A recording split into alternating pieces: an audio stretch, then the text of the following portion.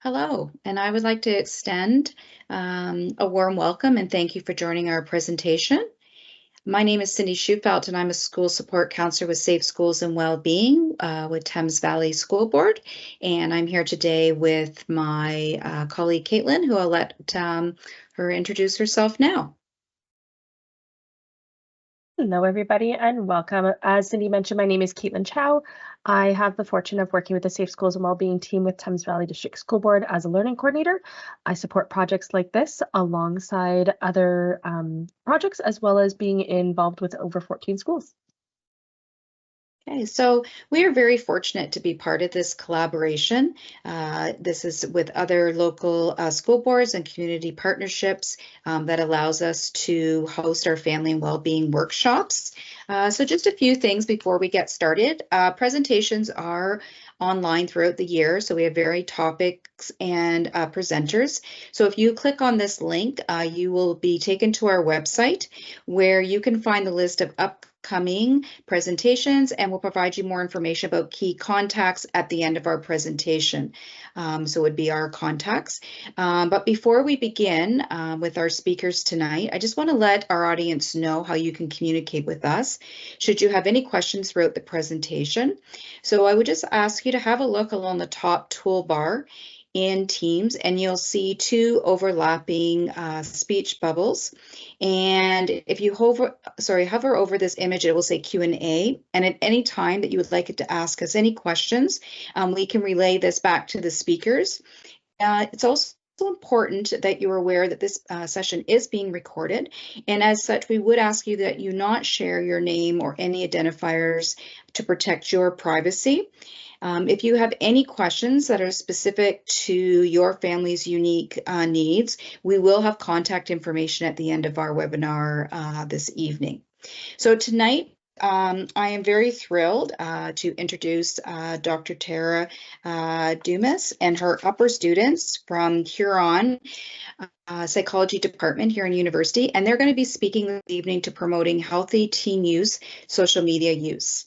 So thank you so much for joining us, and I will pass things over to you now to begin further introductions. Great, thank you. Hi, everyone. My name is Dr. Tara Dumas. I'm a psychology professor at Huron University College, and I teach a course called Adolescent Risk Behavior. So during the term in this class, the upper year university students have really become experts on adolescent social media use, and in terms of its predictors, its outcomes, whether they're positive or negative ones. And so they're going to be presenting. You're going to be watching presentations from them this evening, and then they will be answering your questions in Q&A. So I think, yeah, just keep in mind, I mean, they are they're students who are familiar with the literature and who actually, were just teenagers not long ago themselves, so they've really been through that period of adolescence, sort of navigating this time with social media use. And yeah, so I'm really excited for them to be able to share the psychological literature with you. They're in a wonderful spot to be able to share psychological literature to general audience, given all of the expertise they've gained over the several years of being an undergrad. So we're going to play the first presentation, which is presented by Mai, Adele, Zaria, Sarah, and Sean. Hello everyone, my name is Zaria, and today we're going to explore the role of social media in shaping your teens' lives and how you can support them in using these platforms positively and responsibly. So in this presentation, we'll explore how social media can be used to provide a safe space for teens to express themselves and shape their identities, promote healthy social relationships, foster creativity, facilitate learning, and engage in digital advocacy. So moreover, we'll also discuss strategies to engage in constructive conversations with your teens about their online experiences. By the end, you'll walk away equipped with valuable insights and practical tips to harness social media as a tool for connection, expression, and learning within your family. Let's navigate this digital landscape together, ensuring your children thrive in a world where technology plays a large role in daily life. Hi, my name is Sean, and now we will discuss how teens use social media to express themselves and shape their self-identities. Expressing oneself is a basic human need, especially for teenagers who are still growing and developing. Erickson's developmental theories explains that humans go through different stages, and in each stage there is a main developmental topic. For teenagers, they are in the period of figuring out their self-identity. They tend to be interested in the questions of who they are and how they fit into the world around them. If this developmental topic is not properly addressed, it can lead to stress, anger, difficulties in socialization, and confusion about their identity. Therefore, it is important to encourage and support teenagers in expressing themselves as a way to address these issues related to self-identities. Research on self-expression and social media reveals that social media platforms such as Twitter, Facebook, and Instagram encourage self-expression by allowing individuals to accurately express themselves and be perceived positively. The researchers reviewed the most recent 10 tweets of 128 participants and found that the tweets were generally positive. They also asked 11 people to read those tweets and found that they generally form an accurate perception of those posts. The study also suggests that positive self-expression and being accurately perceived enhance development and well-being. In other words, social media can be a beneficial space for teenagers. It helps them to shape and discover their self-identity, which are crucial topics of their developmental stage. While negative content and self-expression can exist on social media, sheltering teenagers from potential threats may not be the best way to protect them. Instead, it would be better to encourage your teens to express themselves in a more positive and appropriate way. Help them to develop a healthy response to the challenges of self-identity formation. Hi, I'm Sarah. Let's discuss how social media can support your teens' relationships. Although social media use amongst teenagers is often criticized, it has a multidimensional role in your teens' lives. Social media has a lot of potential for nurturing positive social relationships and contributing to teens' personal growth and development. It's important to acknowledge that social media such as Instagram, Snapchat, or TikTok are not just used for more casual conversations, but also, as mentioned previously, as a means of self-expression and a way to build connections with family and friends. Online interactions between peers can provide a safe space to be more authentic and to express themselves in a way that they feel suits them and is comfortable. These safe spaces allow teens to feel a greater sense of belonging through sharing stories and regular updates on activity, which then leads to a stronger bond with friends and family. In fact, one research study shows that 78% of teens feel more connected to their friends through the use of social media, and about 42% feel closer to their family because of it. Seeing a friend smiling and laughing in photos or videos online creates a feeling of positivity, connection, and happiness, and contributes to better overall well-being. Social media platforms provide teens with the ability to feel closer to more important people in their lives, even when they may be great distances apart. Social media is not only used for strengthening online relationships, but offline ones as well. For example, social skills gained through online interactions with peers can have a positive effect on in-person interactions, leading to more success with friendships and forming connections at school. Additional research provides evidence that positive online social relationships can actually be beneficial to the academic success of a child as well. Peers can seek assistance from friends online during after-school hours when they may be struggling with material. Encouraging your teens to create learning groups on social media platforms may lead to better understanding of learning material, more motivation to complete work, and provides them with the opportunity to reflect on what they learned with their peers. Acknowledging the positive potential for social media and teaching your teens how to use it in a way that is constructive can lead to confidence for you and both your child in an increasingly social media driven world. Hello, I'm Adele, and for this part of the presentation, I will touch on how social media can be used as a tool for creativity. So new technologies such as social media have become a powerful resource within society today. Therefore, it is essential that we acknowledge how social media sites can, in contrast to popular belief, enhance creativity within teenagers. Creativity as a whole is defined in two separate categories based on various research that has been conducted. The first category defines creativity as either artistic or scientific, such as music, dancing, writing, math, and chemistry. The concept of creativity, however, can also be approached in an everyday context, where forms of self-expression, interpersonal style, and problem-solving can in themselves be creative.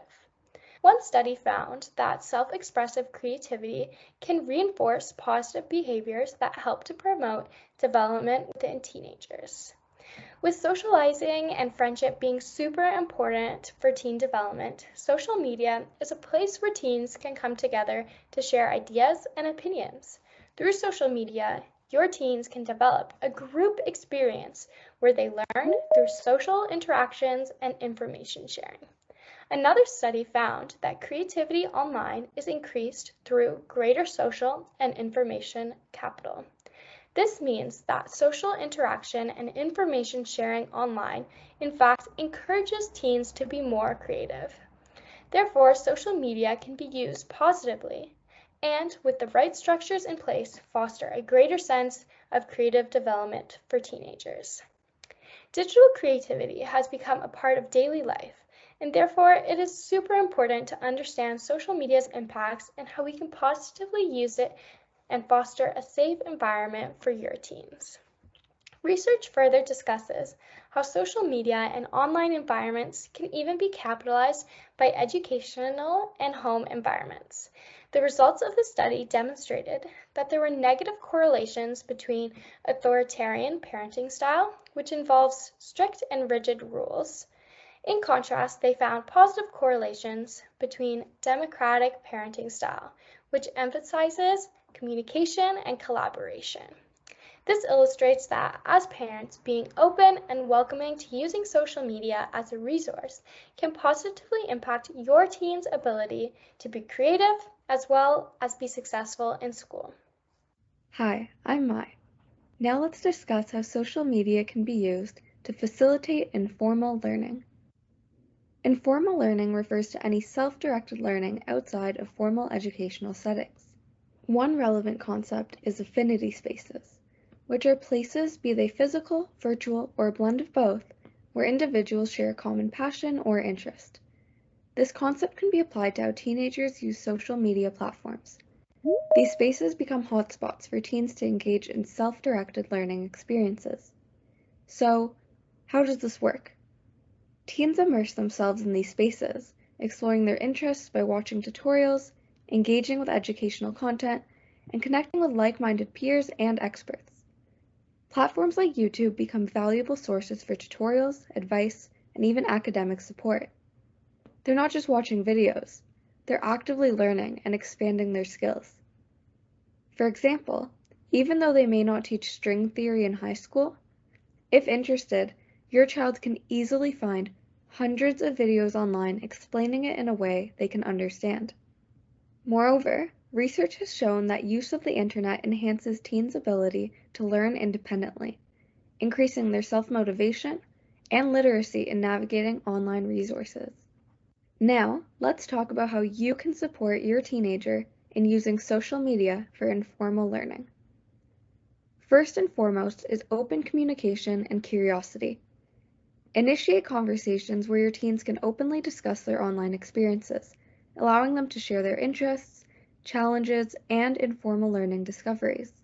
Second, it is extremely valuable to educate yourselves about the platforms your teens are using and their potential for informal learning. This will enable you to provide guidance and support to your teens in navigating these spaces effectively. Also, you can engage in your own informal learning. Encourage your teens to follow accounts that offer educational value and align with their interests. In doing so, you can motivate your teens to reflect on their informal learning experiences and engage in conversations about the value and relevance of the knowledge and skills they have gained. You can further support their informal learning by urging them to seek out reliable sources and practice critical thinking by questioning the content they come across.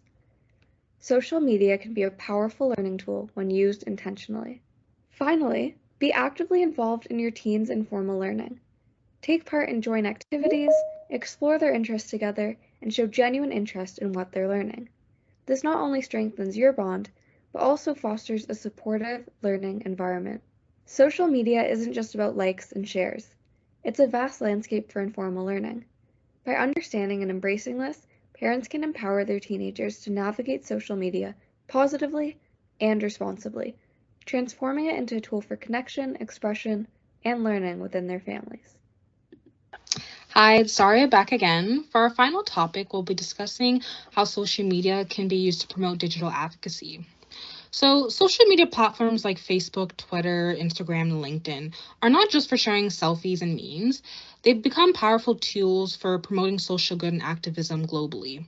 Through these platforms, we can raise awareness about important social issues by sharing information, news, and personal stories. Likewise, social media helps us build networks and connect with like-minded individuals who are passionate about specific causes.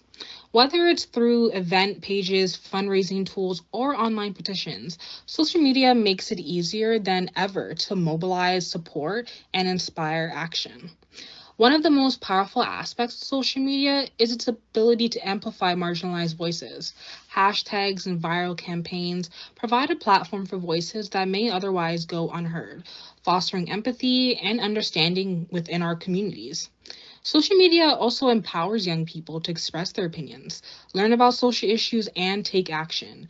They are platforms where your teens can make a real difference and contribute positively to the community.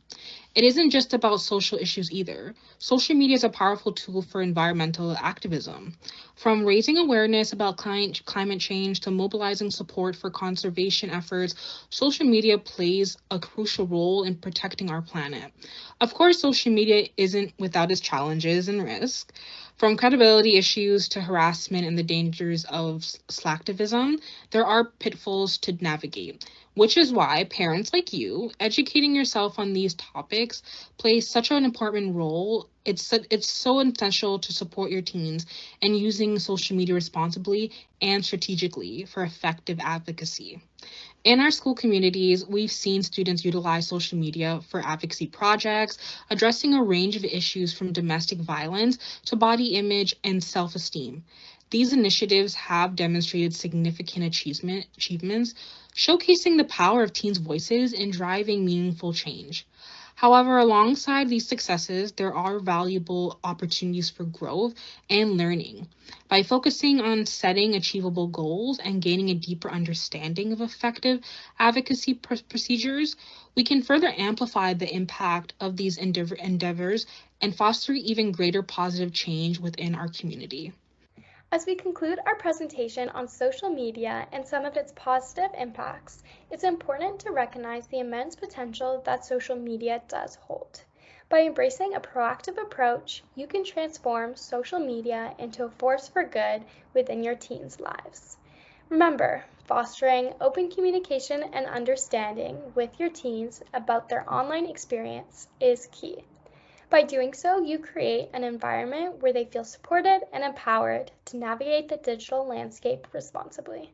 Let's continue to use social media as a tool for connection, expression, and learning. Thank you so much for listening, and we hope you enjoyed.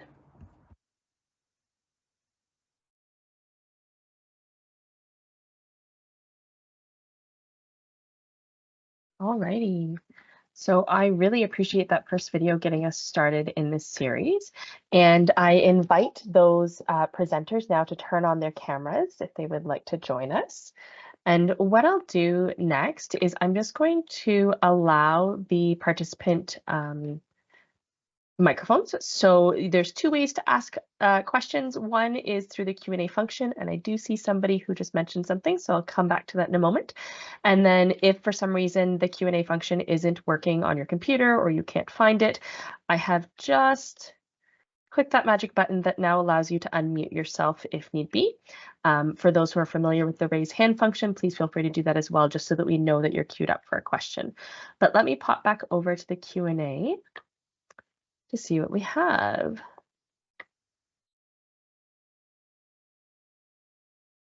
So this one may not be a question that you have the answer to, and that's okay if you don't, but it might be something that you can speak to from a personal level, even for yourself, or what you've noticed, or how that's changed. So the participant asked, I agree with all the good potentials that you've mentioned, but do we know how much time an average teen spends on these positive sides compared to the time they spent on comparing themselves with others, for example, or to create a poor self-image? So kind of looking at that use. So you explained a lot of those positive pieces. Oh, and then considering how, like, what that ratio is for the average teen of using it for good versus maybe using it for less good, the choices. Any thoughts? I can speak to my personal experience with this. I'm not a teenager anymore. I'm 21, and it's definitely been a journey. And I've come to a point now where I don't really becoming educated and becoming conscious of those acts of comparison that social media can very much facilitate. It's kind of caused me to take a step back, and so I don't really use Instagram or TikTok anymore. But that said, I still engage in other social medias. Like I talked about informal learning because that's something that I'm actually very passionate about, that I engage in a lot. By deleting certain social media because I became aware of those certain negative effects, I was able to say, okay, how can I use social media in the ways I like? And now I engage a lot more with like YouTube. And on YouTube, I'll watch videos where I'm learning about like marine biology. And I'm in a psychology program and I don't know anything about biology, but now I'm like slowly learning more and more in a way that's very accessible and is facilitated through social media. And even with TikTok, like if you end up in the right places and you're very intentional, you can make it a positive thing. And that's why this type of learning is so important, because it can be used positively. And with education, that intention can kind of fit into that.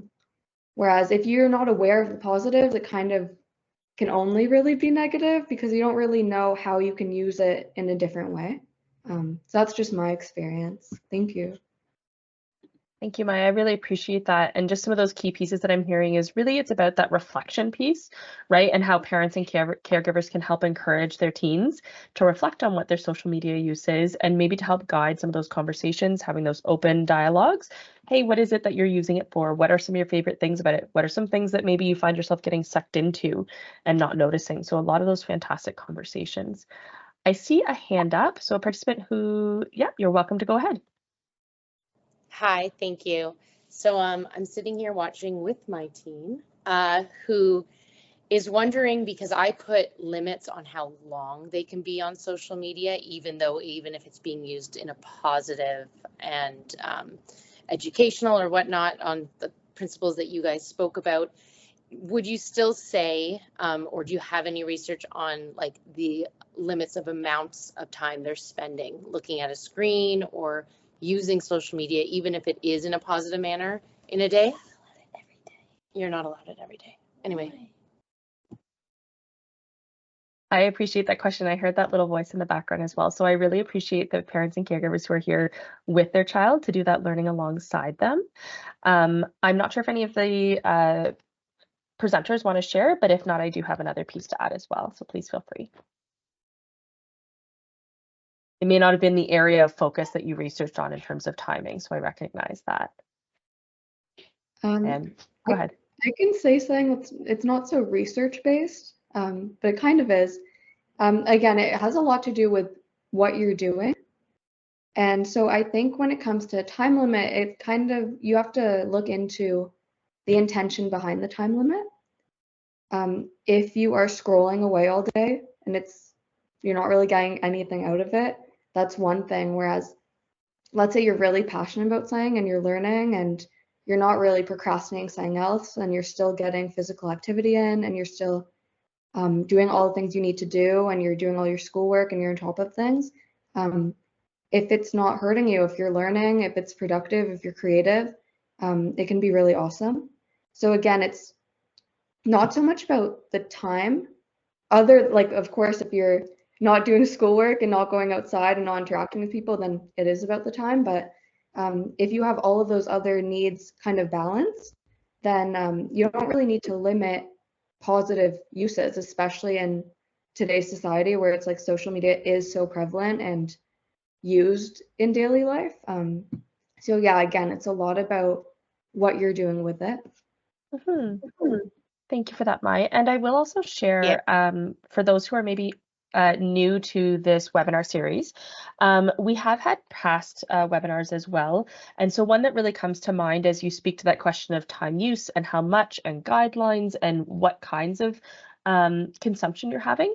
We do have one on our website, which again, Cindy will share again at the end, from last spring, and it was called Children's Mental Health and Screen Time. And so we had another professor, this time from Western University, who joined our manager of student mental health, and they had a conversation about that. And within that presentation, which is available on YouTube and the website, they do speak to guidelines put out by the Canadian Pediatric Society. So there are some of those pieces, and that presentation also kind of pulls apart, similar to what Mai's expressing, what is maybe passive use versus what is more of an active use. So I do encourage folks to look into that as well. And I do see another hand up. I'm just going to pause that for one moment while I look at some of the Q&A, and I love the engagement that we're seeing. I do see a couple of comments here about kind of wondering more about the negative impacts or feeling as though things are maybe a little bit one-sided and the pitfalls. I just want to reiterate the fact that this is part of a 2-day mini series. And so these students have chosen to present on specific topics. And so that's not to say that this one presentation, this first one that you've seen, it's not meant to represent the entirety of all the research about social media.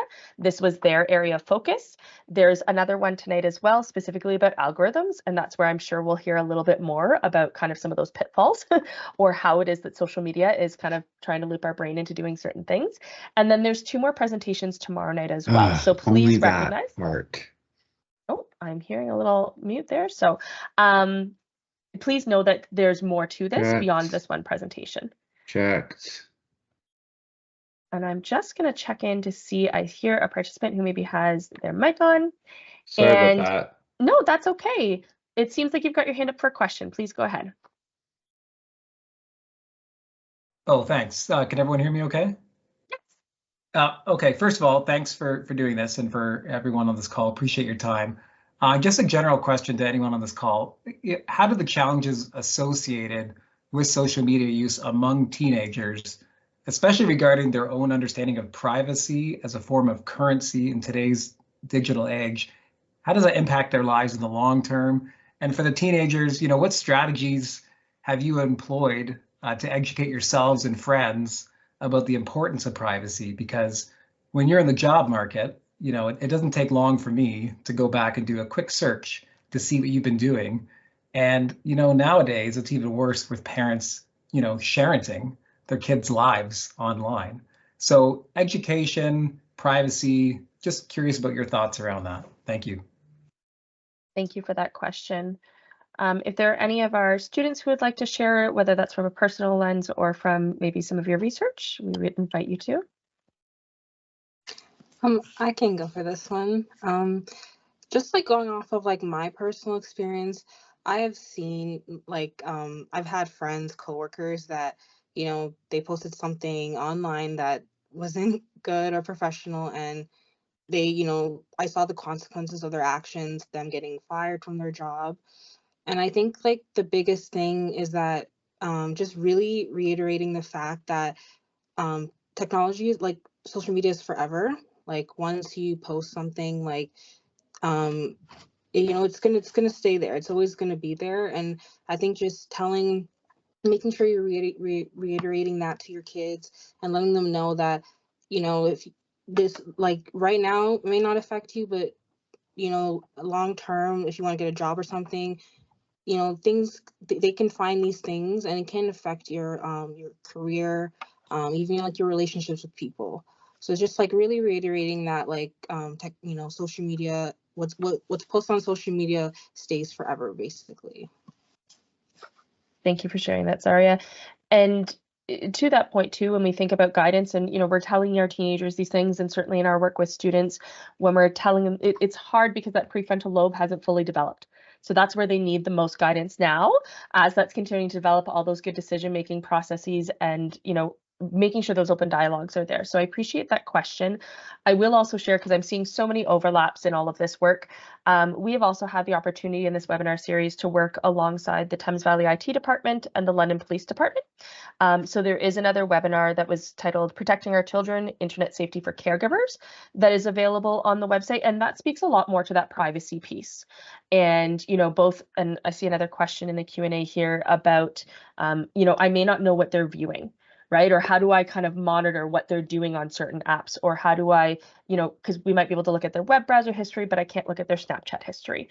So that presentation certainly gets into more of the details as it pertains to the privacy pieces, the actual use, the kind of the internet, the IP addresses, all those kind of nitty gritty. So I do encourage people to go and check out that one as well. And I'm just doing a quick scroll here. I think we have covered kind of the overarching questions and themes, and I do appreciate everybody who has shared as well. Is there anything, oh, I see one more that's just come in. Thank you for your patience as I read this. Okay, so this participant is just commenting about the fact that like we were just speaking to, that young teenagers may not always grasp the gravity of what's being posted and that idea that it's forever. So while parents will guide them on this journey, teenagers don't always listen. And we know that that's part of that developmental appropriateness, to be a little bit rebellious and push those boundaries.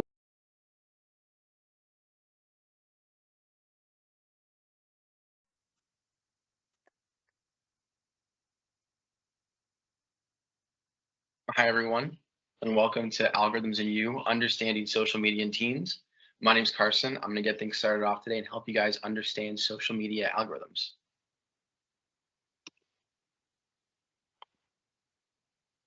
So here's the plan for today. We're going to start off with what social media algorithms are, why they're used, how they can affect teens, and how you can learn to use social media in a healthy way.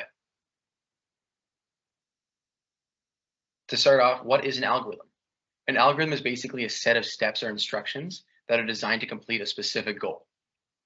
So how does this tie in with social media? That's because every social media company uses an algorithm, whether it's TikTok, Twitter, Instagram, or Snapchat. They all have their own algorithms. The thing is, they all have the same goal, and that goal is to keep you on the app. That is the algorithm-specific task. But social media is free, so what do they gain from this? Why do they want to keep us on the apps for so long? This is how social media differs from other businesses, though, because most companies want your money, but instead social media companies want your time, because they're not selling you a product directly. They make most of their money from advertisements, and so the more time you spend on the app, the more advertisements they can show you. And the more advertisements they can show you, the more money they make. So when the algorithms are really effective and keep their users on for a really long time, they show them more ads and therefore make more money. And so by curating your feed, these algorithms, how they curate your feed to keep you online and show you engaging information and posts, they're making more money off of us. So we essentially become revenue generators, and we make these companies money just by using their app. And they also sell our time essentially to these companies. So here we have a visualization of the Facebook news algorithm. On the left, it starts with the inventory, and this is a bunch of posts that could be shown to a user. This then gets filtered down multiple times until there are enough posts selected by the algorithm to be used in a person's feed. The inventory starts off at hundreds of thousands of posts, and the feed only has about 500 posts at one time. So these algorithms are completely AI driven and work very fast. The feeds and calculations are all generated from the time you open the app up to the time the first post is shown in your feed. And so this information is not just used to curate feeds, it's also used to curate advertisements for you. They don't just want to show you random ads, they want to show you things that you're going to be interested in and things you're going to be likely to buy. But aside from spending more money on different products and spending more time on the app, what can psychology tell us about the ways algorithms affect us? Research in 2022 looked at the effects of TikTok's algorithm on teens' body image. As Carson previously said, algorithms give companies the ability to determine the type of content they want their viewers to see, and many teens are unaware of the severity of algorithms and the effect it has on them. I'm sure many of you know how popular TikTok is, with the For You tab being where many individuals spend their time watching videos. The videos in this tab are generated by TikTok to show videos that a user, including yourself, may enjoy and new content that you may not normally view. The videos that are additionally added are then based on what a viewer spent the most time watching, whether they paused, reviewed, or clicked on a specific type of video. It has been found that this content often features emotionally triggering material that can negatively impact an individual's mental health, such as self-harm behaviors and body image. Social media influencers produce much of their content on TikTok. These individuals have the power to influence their viewers' beliefs on what is popular, what is cool, how they should look or act, and the decisions they should make. This has been seen to cause major problems for individuals' body image and the way they feel about themselves. The more teens engage in this type of content increases the chances they will see the same content because of the algorithm. Personally, I know I have fallen down the TikTok rabbit hole many times and believed many of the things these influencers are paid to promote. Although social media and specifically TikTok are popular among our youth, including ourselves, and act as socializing agents to keep them connected to the digital world and their friends, the algorithms involved can cause adolescents to spiral down a very detrimental rabbit hole. Without knowing about algorithms or even the fact that they exist can really harm a youth's mental health or self-image. Although social media is used by billions of people around the world, teenagers are more likely to be influenced by their peers as their brain is still in the process of fully developing. A positive thing about using social media, especially ones like YouTube, is teens can watch videos that relates to education, contents that enhance their learning in school. So algorithms that shows educational videos like math, chemistry, or biology, which are subjects in school that teenagers often find difficult, can help make learning easier. Sometimes teenagers can visit YouTube to watch videos that can help deepen their knowledge in different subject areas like science, social studies, physical education, and fine arts. Even YouTube channels that shows the practice of mindfulness techniques like breathing exercises, stretching, and journaling recommendations can help teens overcome mental health challenges that are oftentimes related to anxiety or depression. So overall, teenagers use YouTube algorithms to help increase their learning in school or to practice self-care techniques, which is often promoted by famous YouTubers or mental health professionals to increase their well-being. There are a few instances of the negative side of social media use among teens. A major impact that social media can have on teens is cause a range of mental health problems such as anxiety, depression, a low self-esteem, and even eating disorders like anorexia or bulimia.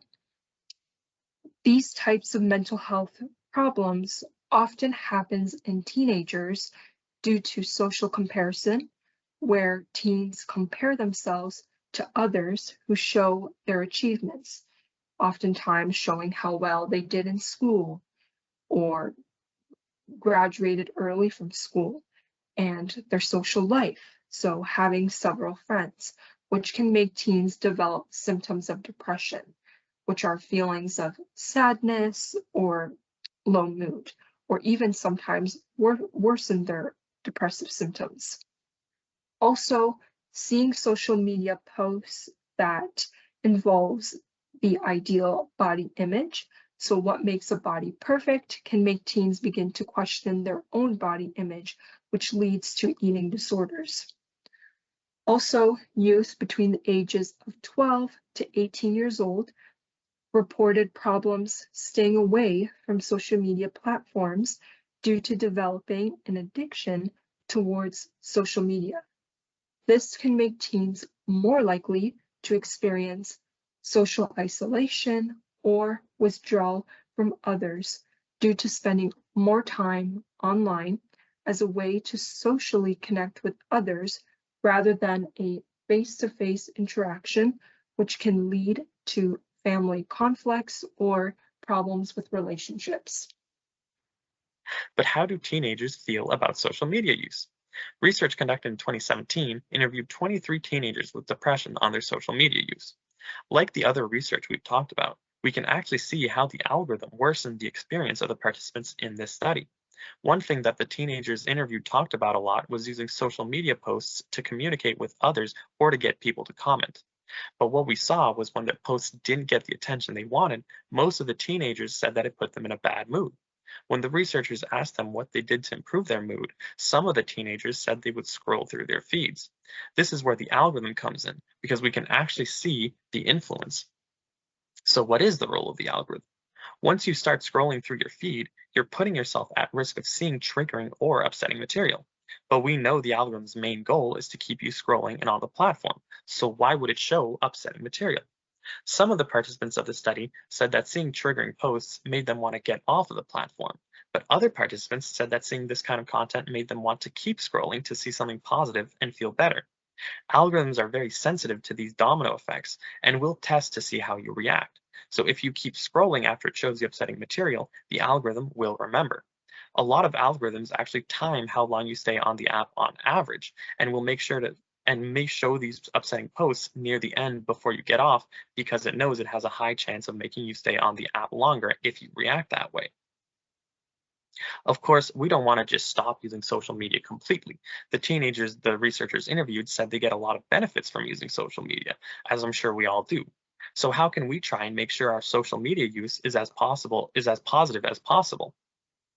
Some advice for parents. So it's really important as parents to encourage teens to use social media with a purpose. So this could mean only allowing them to view certain posts, or also by just setting a limit on the time spent on social media apps can really get them off of those social media apps that have heavy algorithms, and can also just limit their time so they're not constantly being exposed to these algorithms on a daily basis. It's also important to have open talks and discussions with teens and share your experiences with them so that they can really understand the impact that algorithms have on their mental health as well as how they work. It's also really important to aim to use social media for more social purposes. So it's not all bad. There's obviously good to social media, and it's just a way of working around these algorithms so that we can navigate a safer online experience for teens and everyone in general.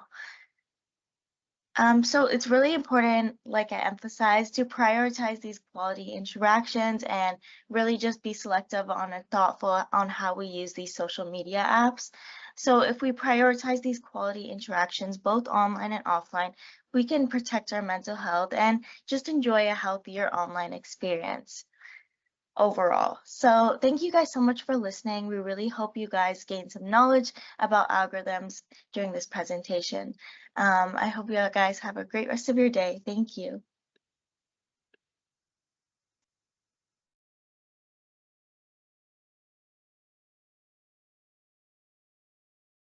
All right, thank you to that second group, and I welcome you to turn on your cameras now if you are comfortable in here with us. There's Andre for us. I know there's a few others coming on. Thank you all for that incredible information there, and it felt very jam-packed. So I know there's lots to unpack, and people might have some questions.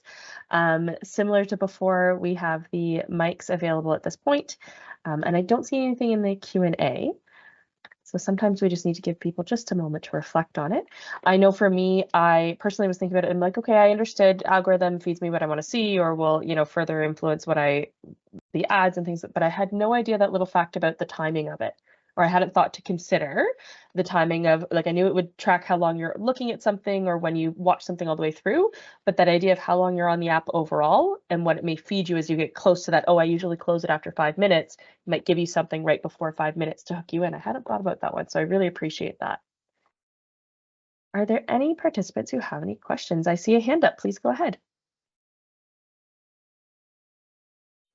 Hi, thank you very much again for your nice presentation. So from beginning presentation, we've seen good outcomes that we expect from social media, as well as bad things. And I asked the same question in my previous one in the Q&A.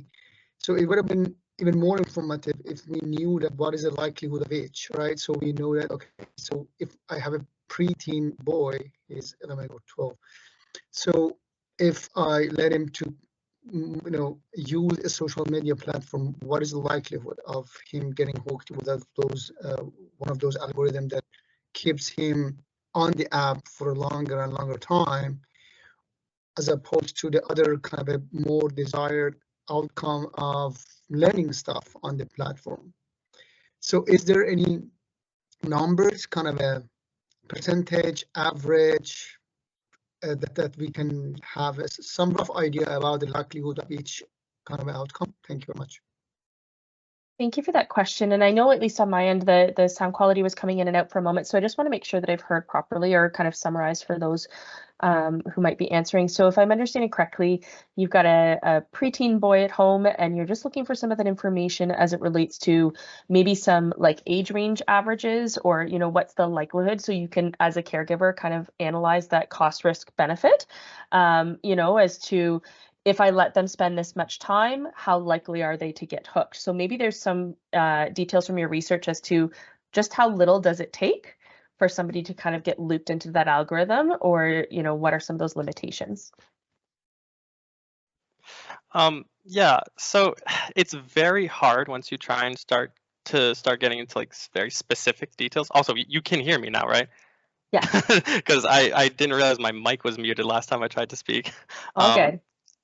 Specifics are very hard to try and get into, because like social media companies are very protective about showing or giving details on how their algorithms work, and percentage of outcomes is really hard to say, because long-term effects, or at least neurological effects, of social media use is kind of on the fence on whether or not it's really changing the way our brain works, or like anything more kind of like concrete as that. So you kind of have to look at behavioral outcomes when you're talking about like the effects of social media use, and this is getting way outside of the like kind of realm of our presentation. But throughout the course, talking about kind of like adolescent risk behaviors that come about through social media use, like of course if they're shown like alcohol related content, then their risk of consuming alcohol or any risk behaviors like that increase.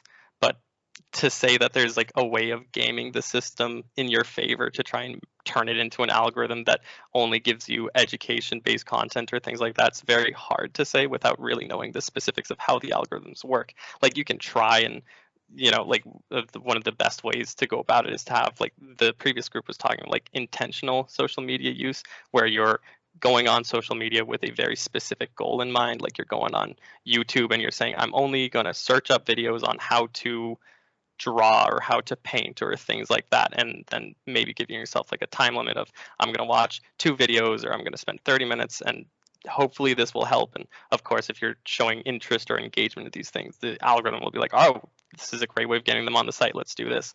But to try and because we don't know how it works, at any point the algorithm on like Instagram or something could just decide to show you something that you don't like, or decide to show you something that you haven't expressed any interest in, because it's trying to learn. So you really don't know. That's why the best way of using social media is for social purposes, and to try and create social connections, like using chat features or like outreach features like that, because it's more controllable in a sense. You're less at the mercy of just whatever media the algorithm wants to throw at you. Thank you, Andre. I appreciate that. I see some nodding heads from your group mate, so I wasn't sure if anybody else had anything they wanted add in before I move on. I was just going to say, I think it's like I mentioned in the last slide, like just really setting a limit and using social media for a purpose, like Andre said. I think that's a really key part of that would help parents actually navigate what their teens are seeing and how they can safely be online without causing any harm, because algorithms obviously can show us very bad things and we don't want to be exposed to that. So if there's limits on those social media apps, I think that'll be really helpful for parents. Yeah. Thank you, Jenna. And I know there's, when we think about how we're helping to support kids in using social media, there's also apps, right? So there's various types of apps, but there's some that you can download that will actually help, say it's on your phone, that will help monitor how much time you're spending on various devices. And so even having one of those downloaded to then open those conversations and say, hey, I'm kind of noticing that, like, and as a parent, you might reflect on your own use too. And that's how you start the conversation, to say, I downloaded this and I notice I'm actually spending easily an hour a day on Facebook or Instagram, and reflecting your own practice and being able to come back to them and say, how about we set a goal that, you know, we're going to limit ourselves to 30 minutes total. And then you can even start to look at, like, there are ones that will shut off that app or lock that app out after a certain amount of time. So for caregivers, that's also certainly something that we encourage you to consider, is there are ways of helping to set some of those limitations as well. And I see your hand back up there, Andre. Yes, because thank you so much for bringing that up, because that's another really important part of like what we've been talking about throughout our course, is like the kind of what's the best way of going about trying to like get the best possible outcome for your kids, and trying to like turning sort of the perspective onto yourself as like a parent can be very helpful in terms of like not only just encouraging like children or people around you to change their behavior because you're setting an example, but also because I feel like a lot of what we talk about in class is like adults feeling like they're kind of safe or immune from the things that we're worried about for kids. Like, of course, in terms of sensitivity wise, like, you know, kids are much more sensitive than us, but a lot of these tricks that the algorithms are using in social medias and like just the psychological factors underlying them are not like mutually exclusive to a certain age range. Like, it doesn't just disappear once you reach 30 or something, or 25. So not only is it a good way of like getting like kids or other people into it by being like, hey, I'm doing this, do you want to join me? But it's also very illuminating for yourself of being like, oh my God, I notice whenever I watch these videos or whenever I go on my Instagram Reels timeline, I'm on there for 2 hours, but when I'm only doing it for X thing, or when I'm only going on to text my friends or whatever, I'm only spending 10 minutes. It's a personal growth, and it's for the people around you. It's a very good practice. It certainly is something that even as adults, right? It's certainly something for us to consider and reflect upon. So I appreciate that. We have a question in the Q&A, and the participant is asking this idea that kids aren't really texting anymore, right? So it used to be, we're talking a lot about that social aspect. We're talking about the use of chat features. They're mentioning that they're hearing the word community a lot, but they're just referencing this idea that most kids, at least in this age range that they're referencing, are using Snapchat. Right. And so it's more of those picture pieces and things that disappear, things that have a filter. The comment says apps like Snapchat don't have any sort of filter with the video page, so I feel like I'm throwing my kids to the wild world of social media. And so they were just asking for advice when we think about, you know, kids who maybe feel like they're missing out. I think about certain classes that I've worked with where most of the class are on a group Snapchat and have that. And then there's maybe that one or two families who are holding those boundaries for their kids to help them. But it's really hard for that 12-year-old to like feel like I'm the only kid who's not in the class Snapchat and everybody talks about it all the time and I'm missing out, and it's actually potentially harming some of their social connections. So I'm wondering if you can speak to that idea. Okay. Sorry. No. I have a lot to say about this. I love these topics, because Snapchat itself is a very unique case in terms of others like social media apps, because of course I'm gonna have to be honest, confess, I don't really use Snapchat. I don't know exactly how Snapchat works on the media side of things. I know you can post videos in Snapchat and you can watch like creator things like that. But in terms of Snapchat, when we're comparing it to Instagram or YouTube or things like that, where the chat functions are kind of more hidden, or at least they're like harder to access. You have to tap a few buttons and get to like your talking to friends bit of the page. With Snapchat, kind of the whole point of it is the social interaction, like you're taking pictures and you're sending it back and forth. So in terms of what we're talking about and kind of like the scope of our presentation, Snapchat's not really like the biggest offender of this. It's kind of like more passable. Like, I wouldn't really be too worried about Snapchat per se, aside from any kind of like, I don't know, run of the mill kind of, oh, who are you talking to? What kind of pictures are being sent back and forth, like monitoring in that sense. But in terms of building a community, Snapchat's more tuned for that than the others. Not that the others are like awful for it, but Snapchat is kind of like in this unique place. So again, I can't really speak much to the experience of using Snapchat, or at least of the like media or anything that's shown on Snapchat. So maybe some of my like other people might know more about that. I don't know, but that's kind of like where I'm coming at. Yeah. And then I see another hand who's up, and I'm just trying to double check if that's one of our presenters from earlier. So Mai, please go ahead. Hi, I just wanted to add, because I had a thought in response to that question. I think it's also important, like, yes, Snapchat is less monitorable, but again, like Andre said, it is primarily about communication and communicating with peers. So I think the key part there is actually offline. And I think the key part is making your child feel comfortable to tell you what's going on. If your child feels comfortable to tell you what they're encountering on Snapchat, they can tell you the good stuff, like say, hey, I've been on Snapchat for the past half an hour, talking with my friends back and forth, making each other laugh, having the best time. Or maybe they'd say, somebody in my class said something weird and I want to talk to you about it. Can you guide me? Can you help me? But that can only happen if you tell them, I trust you and you can trust me.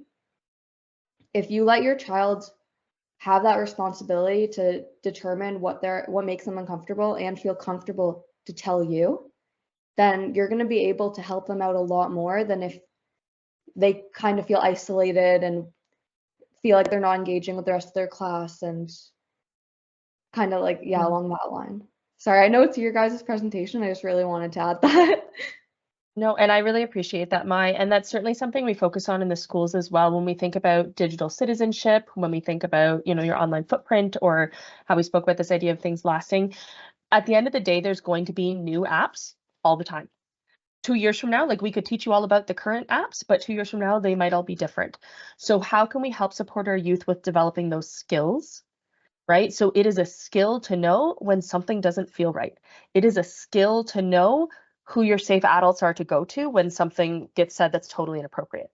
It is a skill to know what your core values are and what you will and won't engage with, or what you will and won't, stand up for.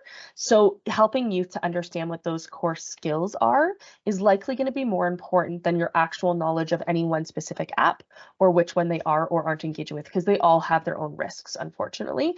But as these groups are showing, they can also have their own benefits. So I hope that kind of answers that specific piece.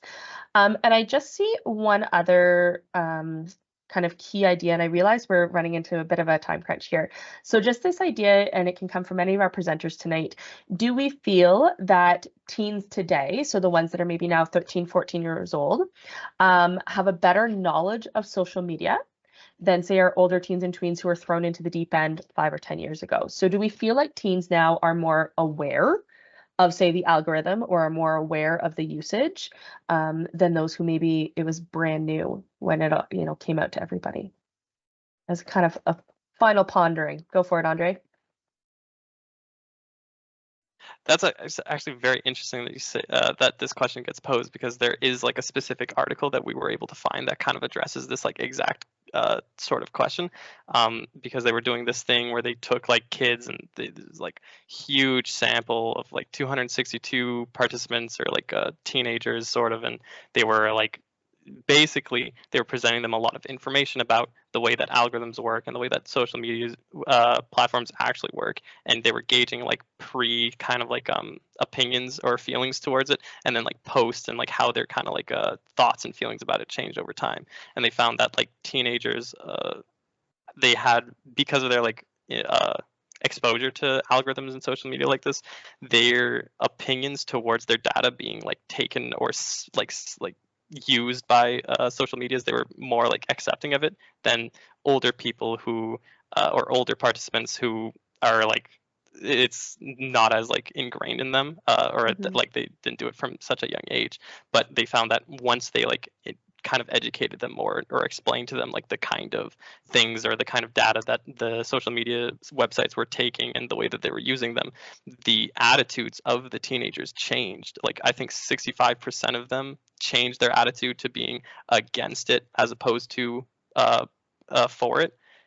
So in a sense, yes, attitudes have changed. Like, of course, teenagers or kids are more like accepting of it, or they're more like they're not as worried about it. But it's more of an educational or not sort of like a awareness issue as opposed to a thoughts and opinions about it issue, where if you can tell them and educate them and give them the information that they lack, they can change their minds and basically 180 or feel more. It's like just a form of empowering them to be more conscious and knowledgeable of the way that their information and the way that these social medias are like impacting them. Thank you for that. So it gives us lots and lots to think about. And I'll say thank you to all of our presenters for the evening. I know Cindy's going to close us out in a moment. We do appreciate everybody who attended today. Let's see one more in that Q&A. I'm just going to quickly pop back. Nope, we're good. This was the first night of a 2-night series. So for anyone who isn't aware, we will have another set of students back with us tomorrow with Dr. Dumas. And tomorrow night's topics are social media comparison and body image concerns in adolescence, which I know is another certainly important topic, and came up to some degree tonight as well. And then the second part of tomorrow night is navigating cyberbullying, microaggressions, and online racism in adolescence. So certainly some very, very interesting topics that there's lots to kind of discuss upon. So we do welcome people to join us again tomorrow, and I'll let Cindy close us out.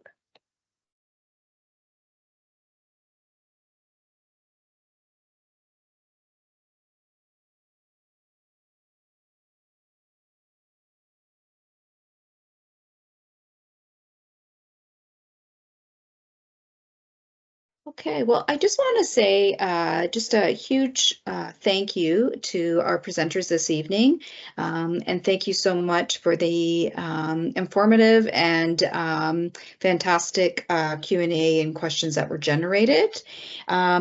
Should anyone have any questions about a project overall, you'll notice on our screen here the contact myself, Cindy Schufeld, and Caitlin, and we really would just encourage you to take a few minutes to develop some feedback from you. So there is a link, but as well as a QR code if you could take a few minutes to do that. We also would encourage you to, again, go to our website, feel free to sign up for our mailing list, look at any future events as well, and that will build the different webinars that we're going to be offering. So we wish everyone well, and we hope that you will join us again tomorrow evening. And again, please have a look at our website, as we do have more presentations in April as well as later on May during Mental Health Week. So again, have a great evening, and thank you for coming tonight. And thank you again to our presenters. Thank you so much, everyone. Take care.